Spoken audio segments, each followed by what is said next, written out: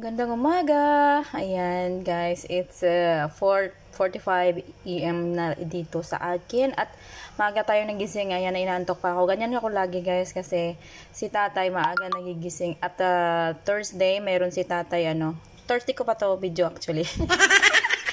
Ngayon ko lang na-edit dito. Hirap mag-edit. Ay, at saka mahirap voice over. Ngayon, may tao na papasok na naman sa kusina. Agoy! So, ayan na nga, tuwing umaga, yan ang ginagawa natin.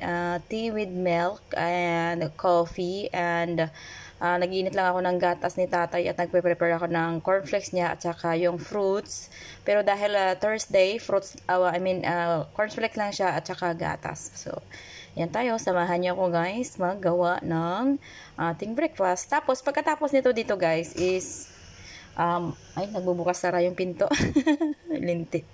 Pagkatapos ito dito, hinihintay ko lang na pagkatapos ko siguro mga 5:10 or 5:15, ayan, pagka 5:30, pupunta kami kay nanay at gigisingin na namin si nanay, or gising na nga yan si nanay kasi naghihintay na lang siya sa amin at dadali namin siya sa CR para maligo. And hinihintay ko yung kanyang nurse kasi nurse niya yung mapaligo sa kanya, yung caregiver niya guys, yung magpapaligo sa kanya at ako yung naghihintay sa kanila sa labas ng room. Si Donna nga pala yung kapartner ko dyan pag naglabas kami. Pag pinasok namin siya sa CR.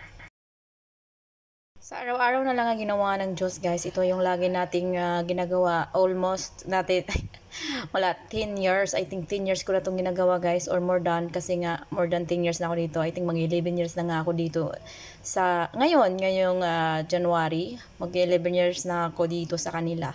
O diba? Yan ang lagi kong ginagawa tuwing umaga. Oh my God, nakakapagod din naman. Pero wala tayong magagawa kasi ginusto natin to guys na maging OFW at magtrabaho sa ibang bansa. At ayan, sa awa ng Diyos, tumagal din naman ako sa kanila dahil mabait si nanay. Kung nakikita niyo mga vlog ko minsan sa reels ko, nag-upload ako ng pera na ibinibigay ng aming amo sa amin. So tuwing Friday naman talaga is nagbibigay si nanay ng pera sa mga kasambahay ng kanyang mga anak, sa mga kadama, bishkara. I like bishkara. Bishkara na lang kaya, no? Mga kabishkara, charot. Kasi bishkara guys is ibig sabihin nun is kasambahay or katulong sa atin, okay? Nanay kaya magtawag sa iya mga kasambahay is bishkara. Madalang lang siya magsabi ng kadama, kundi bishkara. So, ayun, nantok pa rin talaga ako, panay yung hikab ko dyan. And ayan na yung ating coffee.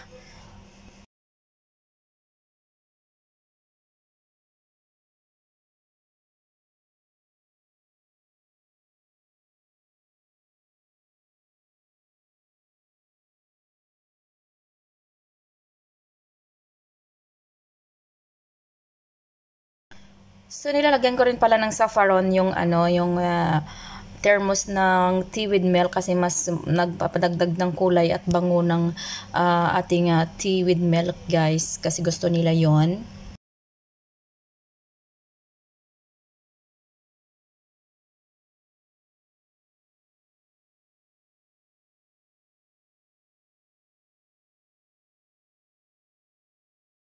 At ito namang thermos na to ay para sa ating coffee. Lalagyan ko rin siya ng saffron sa loob. Pero doon sa binoiling kong coffee guys is meron doon. Nilagay ko siya ng cardamom or hell sa Arabic. Ayan, yung ating pang coffee. At ayan po para sa aking gatas, nilagyan ko ng ng malamig na tubig, yung mainit kong tubig kasi nga hindi ko siya mainom. Titimplahan ko yan ng gatas mamaya. So let's go guys, i-serve muna natin ito. Si tatay actually nasa sala, natutulog pa siya.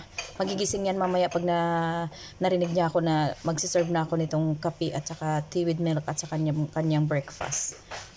Ito naman guys is thermos yan ng coffee kagahapon or kagabi. Yan yung hindi na kinukuha after dinner, hanggang umaga na lang yan siya kasi si tatay umiinom minsan alas 12. Yan. Ganyan siya umiinom, kaya hinayaan na lang yung coffee, hindi na lang kinukuha. So ayan, ilagay na natin yung ating coffee. Kailangan nga pala natin salain yung coffee natin guys para hindi papasok yung mga sapal sa loob. Sapal ng coffee at sapal ng cardamom sa loob ng ating thermos. Although galugdang man siya, galugdang. Anong galugdang man? Pumailalim ba yung ang sapal niya, pero mas maganda talaga na salain natin.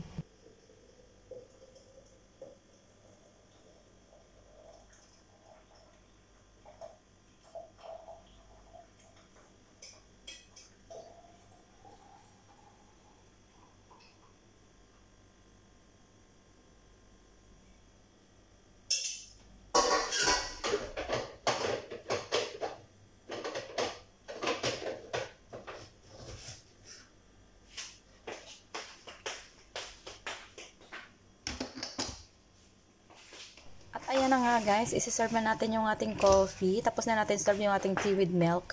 Coffee naman. And syempre, isunod natin yung ano ni tatay, breakfast mamaya. And gagawa na tayo ng hindi kape. Ano yan?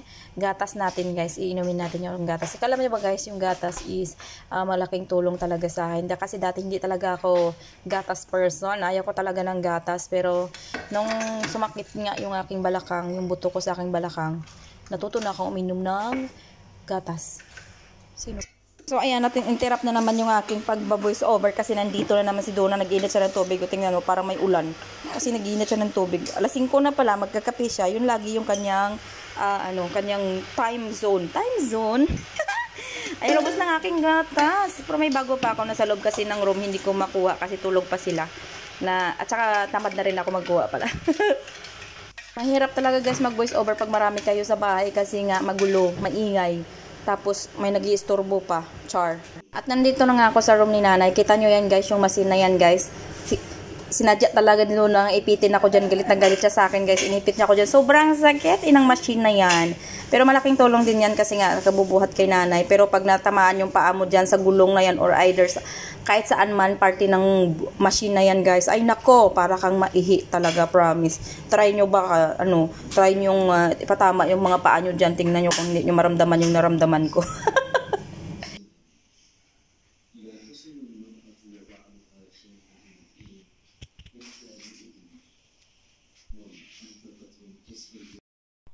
Siyempre pa ang mga marites guys nasa likuran ko. Actually si Ate Mary ay busy dyan sa kakayos ng kanyang ano ba yun? Bayani doon sa kanyang bahay kasi nga lilipat na daw ang kanyang anak. So dinidisturbo niya si Mercy. Nagpipill up sila. So nandyan sila sa likod ko. Di ba? Tapos si Hilata, di ba? At ako na may nagkakape, nagbe-breakfast lang ako dito guys kasi nga anong oras na kasi maglilinis pa ako ng kusina. At ayun nga, lumabas na si Donna. Char. So ayun nga guys, naglilinis tayo dyan sa ating exhaust fan. Exhaust fan natin yan guys kasi masyadong mamantika na siya guys. Oily na siya masyado. Kailangan natin kuskusan ito sa kabinet na malapit sa aking exhaust fan, sa aking lutuan. Kasi nga, talagang napakaano ng mantika. Pero maganda yung ginamit ko ditong cream, yung Jeff siya guys. Bilabad ko muna siya. Ang ganda niya. After ko maglinis niyan ay kuhang-kuha talaga yung mantika niya dyan. So, ayan, kuskus muna si Inday, guys. Diyan muna kayo at ako'y magkukus dito sa aking kusina. Kalahati lang yan nilinisan ko pala, guys. Na kalahati hindi. Bukas naman. Char.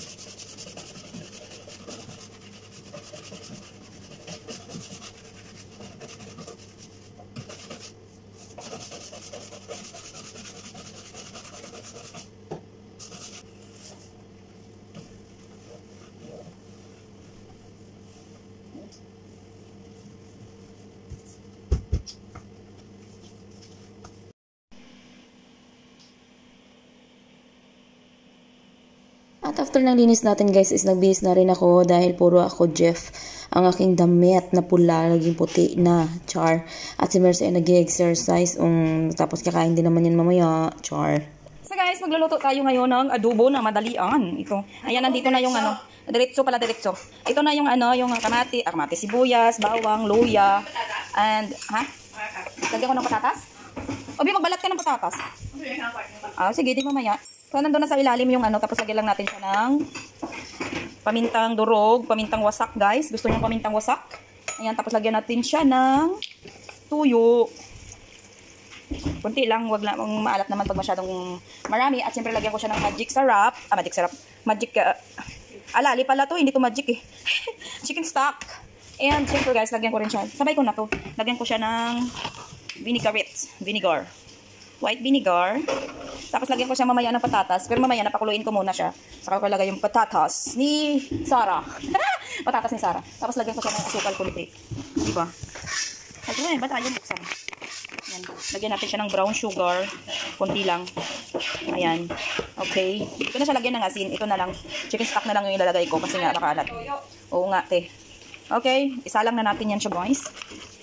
Ayan. Nakabukas na yung ating ano. Siyempre, inikos-mikos muna natin ito para magano yung kanyang ano dyan. Ayan. Imikos lang natin ng kunti. Okay. Okay yan. Ayun yung ating mga panakot. At siyempre, lagay natin ng sili, guys. Ayan. Pakuluan. And 30 minutes lang may ulam na tayo. 30 minutes or 20 minutes na okay na eh. Char. Taran! Kumulo na guys yung ating adobong derecho. Imikos din natin ulit. Ayan. Para maano yung sauce niya. Maayos. Maayos. Char. So yummy. Mabango na siya guys. Naamoy ko na yung suka. Ang amoy ng suka, naamoy ko na. Char, pati onions. Bango. Siyempre, na-chop-chop ko na yung patatas ni Sarah. Tapos ilagay ko na rin siya dito. Pakuluan lang natin yan siya. Ayan.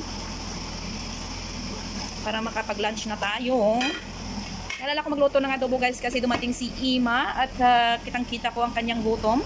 So, ayan na, nagluto na tayo. Maya lang kakain na tayo ng lunch kasi nagsaing na rin si Ate Mary. Ayan o, hindi pa nga lang kumukulo. Ay, pakulo pa lang.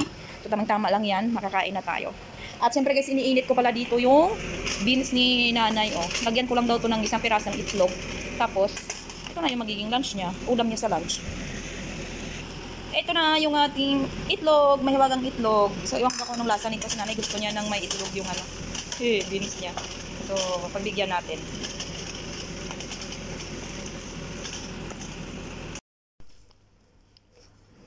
Kain tayo guys kasi maalubo.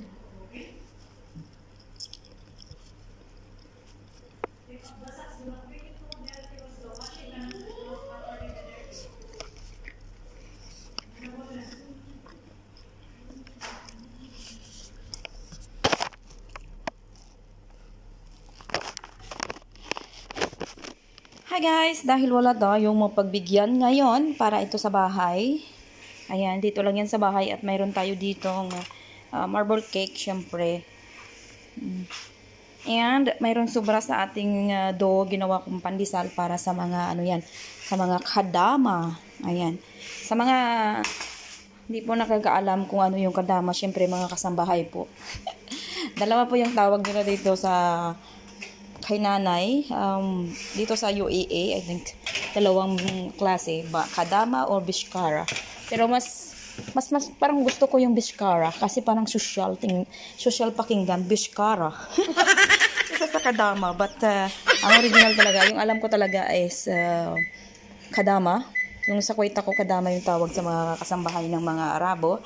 And dito naman sa Abu Dhabi ay bishkara yung tawag nila. So, ayan. Hintay lang natin na maluto. Ang bilis naman ng oras. Hihiwain ko muna to guys, yung ating marble cake. Inshallah, matapos na tayo. I'm not in a hurry. Okay. Hurry, are you? Guys, ito na yung ating marble cake, guys. Diba? So, sarap. So, ganda. So, pasensya na kayo sa aking kuko. Alam nyo na naman, nag-bake ako. Ganyan talaga siya, guys, yung aking kuko. Ganda-ganda na nga siya ngayon, Nung nakaraan talaga ang pangit ng kuko ko. Pero ayan na, si Aida kailangan niya daw ng cake para sa kanyang alaga. How much? Only one. Ano, tari kinain na ni Mercy ang isa.